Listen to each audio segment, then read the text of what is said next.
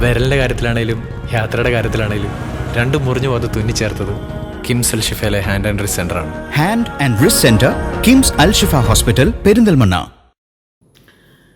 Najeeb Kanthapuram MLA, താങ്കളൊരു യുവജന സംഘടനാ നേതാവായാണ് MLA സ്ഥാനം വരെ എത്തിയത്. ഒരുപാട് സമരങ്ങളൊക്കെ നയിച്ചിട്ടുണ്ട്.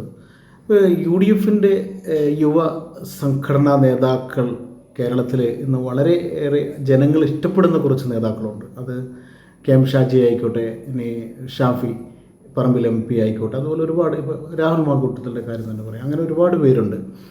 ഇപ്പോൾ പല ആളുകളും പറയുകയുണ്ടായി, UDFലെ ജനസ്വാധീനമുള്ള യുവ നേതാക്കളെ അവർ പണ്ടൊരു സിനിമയിലെ പോലെ ഒതുക്കുന്നതിൻ്റെ ഭാഗമായിട്ടാണ് ചില ആരോപണങ്ങൾ ഉയരുന്നതെന്ന്. അപ്പോൾ അങ്ങനെ ഒരു കാര്യത്തിൽ നജീബ് കാന്തപുരം MLA കഴിഞ്ഞ ദിവസം താങ്കളുടെ ഫേസ്ബുക്കിൽ തന്നെ ഒരു സംഭവം കുറിച്ചിരുന്നു. രാഹുൽ മാങ്കൂട്ടത്തിനെതിരെ മാത്രമല്ല മറ്റുള്ളവർക്കെതിരെ ഉണ്ടാകുന്ന ഉയരുന്ന ആരോപണങ്ങൾ, അതൊക്കെ നേരത്തെ പറഞ്ഞതുപോലെ ഒരു സിനിമയിൽ ശങ്കരാടി പറയുന്നത് പോലെ അത്തരം ഒരു ഇതാണോ? കാരണം കൃത്യമായ തെളിവുകൾ ഒന്നുമില്ലാത്ത സംഭവങ്ങളെയാണ് പർവ്വതീകരിക്കുന്നത് എന്ന തോന്നൽ പൊതുജനങ്ങൾക്കിടയിൽ വരുന്നുണ്ട്. താങ്കളുടെ അഭിപ്രായം എന്താണ്? അല്ല, ഞാൻ വിശ്വസിക്കുന്ന ഒരു കാര്യം, പൊതുപ്രവർത്തകരെന്ന നിലയിൽ നമ്മൾ പുലർത്തേണ്ട സാമാന്യമായ ക്വാളിറ്റി, ധാർമ്മികത, ഇതൊക്കെ പ്രധാനമാണ്. നമ്മൾ പൊതുജനങ്ങളുടെ വിശ്വാസ്യതയും പൊതുജനങ്ങൾക്കിടയിൽ പ്രവർത്തിക്കുന്ന ആളുകളാണ്.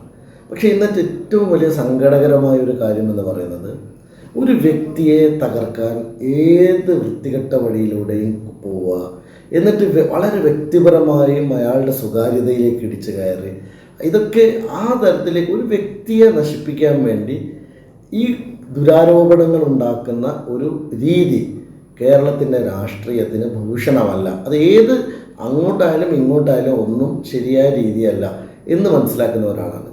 പ്രത്യേകിച്ചും നമ്മളെ സംബന്ധിച്ചിടത്തോളം നമ്മൾക്ക് ഇപ്പോൾ ജീവിക്കുന്ന ഒരു കാലത്തിൻ്റെ ഒരു വലിയ മാറ്റം, സാമൂഹ്യമായ മാറ്റമുണ്ട്.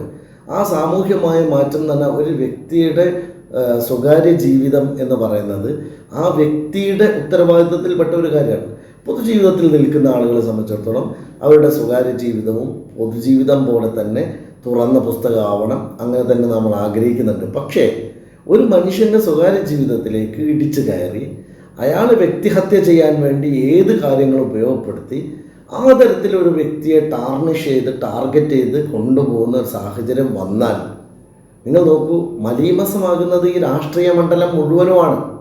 ഇത്തരത്തിലുള്ള ചെളിവാരി എറിഞ്ഞ് നമ്മൾ തകർക്കുന്നത്, പൊതുവായി ബഹുജനങ്ങൾക്കിടയിൽ നമ്മൾ തകർക്കുന്നത് നമ്മളുടെ എല്ലാവരുടെയും കൂടി ചേർന്നിട്ടുള്ള ഒരു പൊതുപ്രവർത്തകരുടെ ഇമേജാണ്. ഇത് വളരെ ഗൗരവമായിട്ട് നമ്മൾ സമൂഹം കാണേണ്ട ഒരു കാര്യമാണ്. മാത്രമല്ല, രാഹുൽ മാങ്കൂട്ടത്തിനെതിരായിട്ടുള്ള നടപടിയുടെ കാര്യവും നിലപാടിൻ്റെ കാര്യവും തീരുമാനിക്കേണ്ട ഏറ്റവും പ്രധാനപ്പെട്ട ഉത്തരവാദിത്തമുള്ളത് കോൺഗ്രസ് പാർട്ടിക്കാണ്. അത് രാഷ്ട്രീയ പാർട്ടിയാണ്, അതിന് നല്ല നേതൃത്വമുണ്ട്, നല്ല നേതാക്കളുമുണ്ട്. അവർ കൃത്യമായി അതിൽ നിലപാടെടുക്കുകയും ചെയ്തിട്ടുണ്ട്. ഇതിൽ കോൺഗ്രസ് എന്ത് നിലപാടെടുക്കുന്നു, അതുപോലെ പ്രതിപക്ഷ നേതാവാണ് ഞങ്ങളുടെ നേതാവ്, മീൻസ് MLA-മാരുടെ നേതാവ്, അദ്ദേഹത്തിൻ്റെ ഭാഗത്തു നിന്നുള്ള നിലപാട് എന്താണോ ആ നിലപാടിനോടൊപ്പമായിരിക്കും ഈ കാര്യത്തിലും നമ്മളെല്ലാം ഉണ്ടാവുക. എന്നാൽ വ്യക്തിപരമായിട്ടുള്ള നമ്മളുടെ ഈ ഒരു ആക്രമണ രീതി ഒരു പൊതുസമൂഹത്തിൽ പൊളിറ്റിക്സ് എന്ന് പറയുന്ന ഒരു മേഖലയെ തന്നെ വളരെ മോശപ്പെടുത്തുന്ന തരത്തിലേക്ക് പോവുകയാണ്. അപ്പോൾ നമ്മൾ ഇതിനൊക്കെ അപ്പുറത്തേക്ക് ഉയർന്നു ചിന്തിക്കാൻ കഴിവുള്ളവരാകണം. ഏത് രാഷ്ട്രീയ പാർട്ടിയിലെയും വളർന്നു വരുന്ന യുവജന നേതാക്കൾക്ക് കൂടുതൽ ഉത്തരവാദിത്തമുണ്ട് എന്ന ബോധ്യം ഞങ്ങൾക്കും ഉണ്ടാകണം. കാരണം പ്രത്യേകിച്ചും ഇപ്പോൾ പൊതുജനങ്ങൾക്കിടയിൽ നമ്മൾ പൊതുവെ കാണുന്ന ഒരു കാര്യം എന്താണ്, പുതിയ തലമുറയിലെ ആളുകൾക്ക് പൊളിറ്റിക്സിനോട് വിരക്തി തോന്നുന്നു എന്നത് പലപ്പോഴും ഉണ്ടാകുന്ന ഇത്തരം വാർത്തകളുടെയും ഇത്തരം ആക്ഷേപങ്ങളുടെയൊക്കെ പുറത്താകും. അപ്പോൾ അതുകൊണ്ട് കുറച്ചുകൂടി ജാഗ്രത നമ്മളുടെയൊക്കെ ഭാഗത്തു നിന്നുണ്ടാവണം. അതേ സമയത്ത് വ്യക്തിഹത്യ നടത്തിയിട്ടുള്ള ഒരു പൊളിറ്റിക്സ് അത് ഒരു രാഷ്ട്രീയമല്ല, അത് വളരെ വളരെ മോശമായ ഒരു കാര്യമാണ്. ഒരു കാര്യം കൂടി ചോദിക്കട്ടെ, അതായത് ഇടതുപക്ഷത്തെ MLA-മാരായിക്കോട്ടെ നേതാക്കൾക്കെതിരെയൊക്കെ ഇങ്ങനെയുള്ള ആരോപണങ്ങളൊക്കെ ധാരാളം ഉയർന്നിട്ടുണ്ട്.